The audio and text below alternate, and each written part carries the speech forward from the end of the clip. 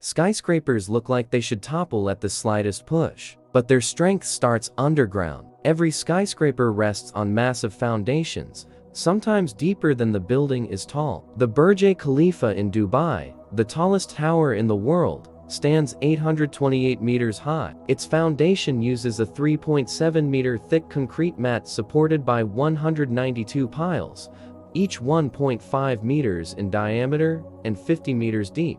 That's like anchoring the building into solid rock. Without it, the structure would sink or tip. Foundations spread the building's weight evenly across the ground, preventing collapse. The Empire State Building in New York weighs about 365,000 tons. Its steel frame sits on a deep foundation bedrock. Modern skyscrapers use reinforced concrete, high-strength steel, and piles drilled into stable soil or rock. Gravity loads are the most basic challenge. Every floor adds weight, pressing down on lower floors. For the Burj Khalifa, the total weight is estimated at over 500,000 tons, 500,000 tons pressing down. This weight is transferred through columns into the foundation, which spreads it into the earth. Columns are strategically placed to carry load straight down, avoiding weak spots. But gravity alone isn't the real threat. The real danger comes from forces that try to push buildings sideways. Wind is the biggest enemy of skyscrapers. At 800 meters tall, winds can reach hurricane force at the top. In New York, the One World Trade Center can sway nearly 1.2 meters at its spire during strong winds. Engineers design flexibility into the building. A skyscraper must bend, not break.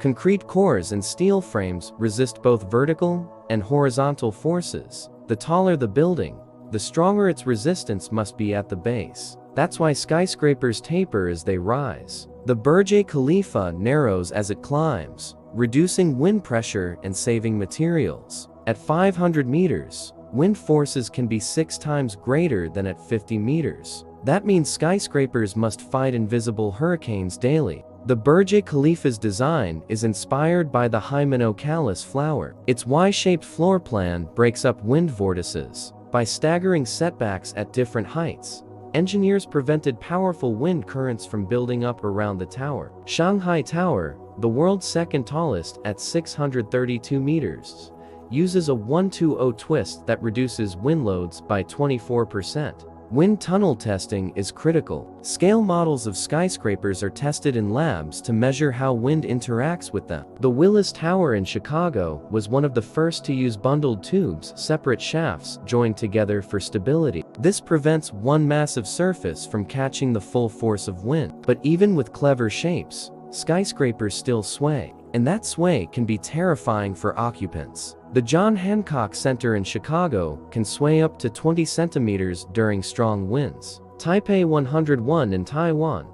once the tallest in the world, has a giant golden sphere inside a tuned mass damper. This 660-ton steel ball hangs from cables between the 87th and 92nd floors. When the building sways one way, the damper swings the opposite way, canceling out motion. It reduces vibrations by up to 40%.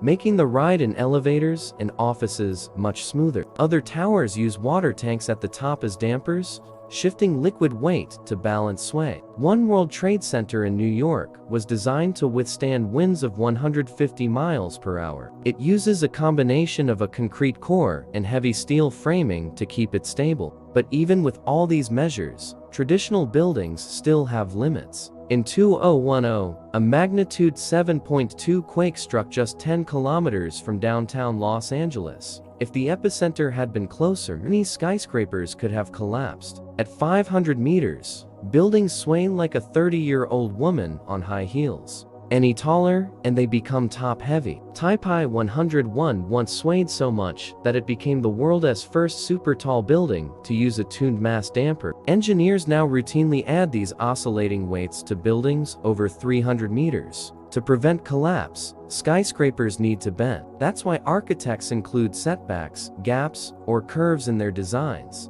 By giving buildings breathing room, engineers can distribute lateral forces more evenly, preventing catastrophic damage. Skyscrapers also face dangers from within. People walking or working inside can cause vibrations that threaten to amplify into dangerous motions, but architects incorporate pedestrian traffic into the design. Wide plazas and multiple entrances help spread out crowds, reducing the chance of sudden, dangerous swaying. As we continue to push skyscrapers upward, we need to consider the limits of materials like concrete and steel. If we want buildings to reach new heights, we need to ensure they're durable and resistant to unforeseen events. Only then can we keep our cities thriving and our ambitions soaring. Even in the harshest weather, whether it's wind, rain, snow, or ice, this material will stand firm. It won't crack, break, or fade. And when disaster strikes, it will bounce back quickly. So what's the secret behind this incredible material? It's graphene. This wonder material is already changing the world. And if we use it to build our skyscrapers, they could be even stronger,